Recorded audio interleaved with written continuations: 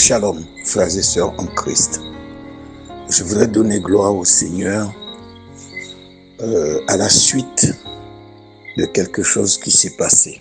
Parce que Dieu dit de lui donner gloire en toutes choses, en toute situation, en toutes circonstances.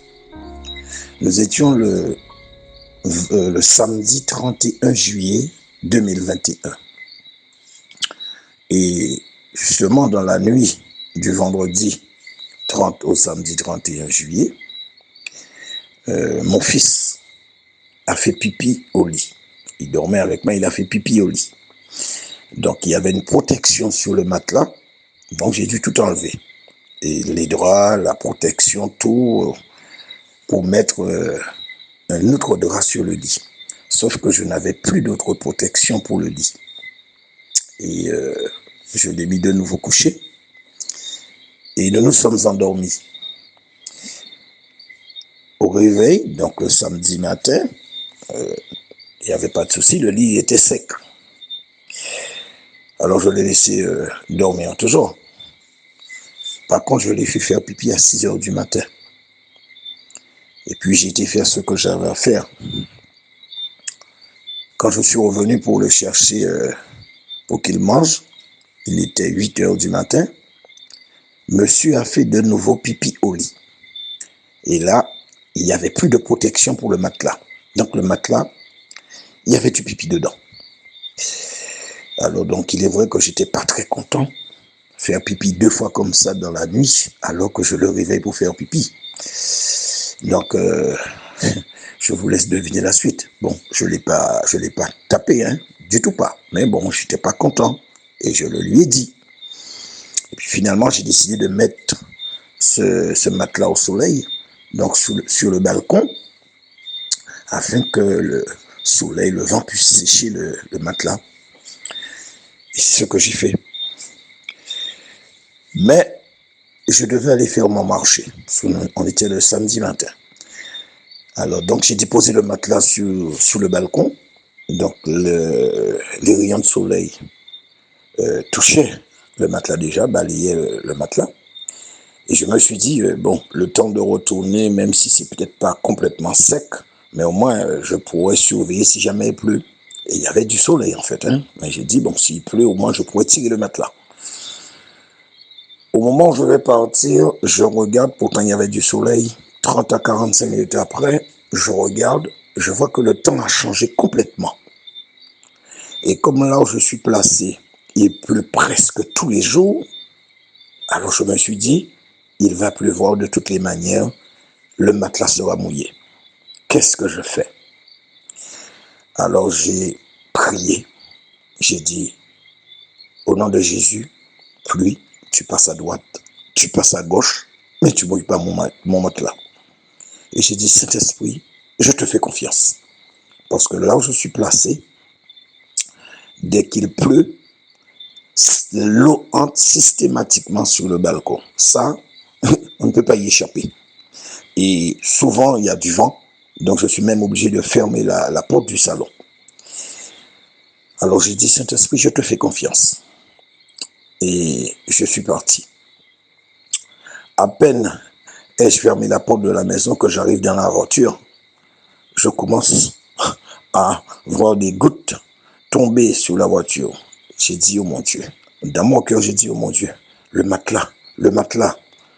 Mais après, je me suis dit, non, Saint-Esprit, je laisse le matelas là où il est là. Et je te fais confiance. Et je suis parti. Quand je suis parti, à peine 1 minute 30 après 2 minutes, je pouvais pratiquement pas rouler, tellement il pleuvait. Il y avait beaucoup de pluie ce jour-là. Je ne suis pas retourné pour enlever le matelas. Non, je l'ai laissé. La seule chose que je disais, Saint-Esprit, je te fais confiance. Et j'ai été faire ce que j'avais à faire. Quand je suis revenu, je me suis rapproché de l'immeuble. J'ai vu dehors, dans le parking, il y avait de l'eau, c'était détrempé. Il y avait de l'eau. J'ai dit, oh mon Dieu, le matelas, il est complètement détrempé. Alors, j'ai ouvert la porte, bien sûr, et je suis entré tout inquiet. Et je commence à regarder. Quand j'ai regardé le matelas, j'ai dit de toutes les manières, il est détrempé. Ça, il n'y a aucun doute. Devant la porte, c'est détrempé, le parking est détrempé. Je regarde le gazon parce que j'ai un petit jardin privatif. Je regarde le gazon juste à côté du matelas. Le gazon, il est totalement détrempé. J'ai dit, le matelas est mouillé. Alors je me suis approché, inquiet.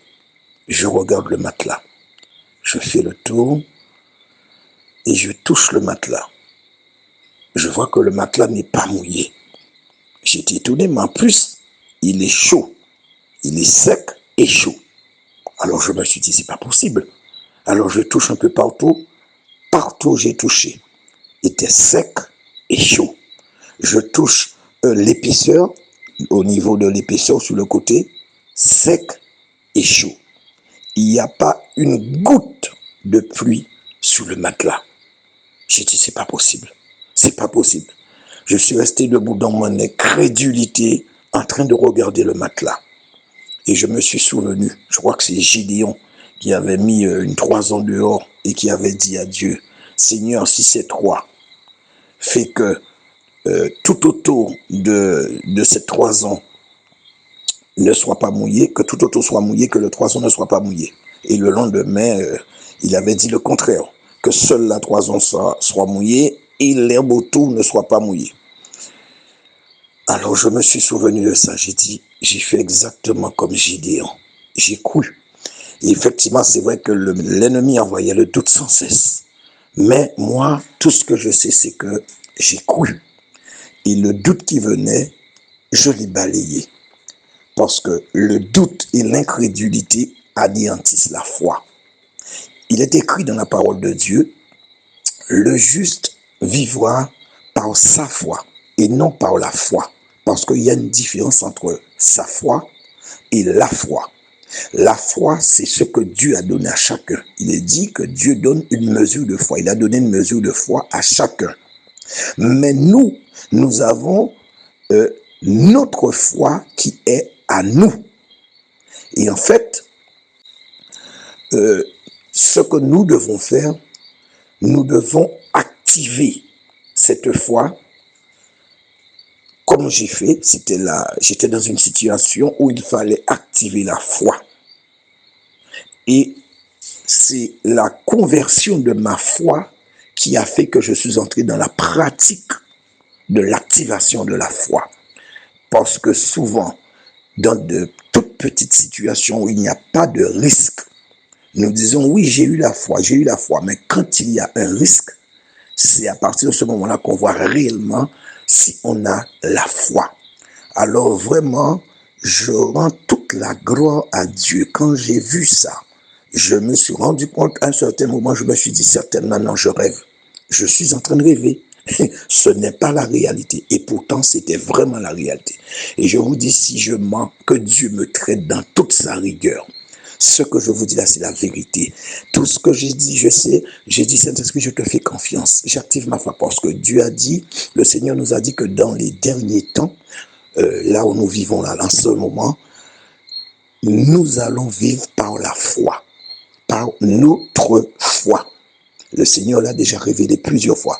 Nous allons vivre par notre foi. Et c'est ce que j'ai fait. Donc, je dis merci Seigneur parce qu'il m'a permis de prendre le risque. Et à partir de ce moment-là, pour moi, la porte de ma foi était ouverte. Et je ne vais pas la refermer. Donc, j'encourage chacun à activer aussi sa foi et à faire confiance au Seigneur.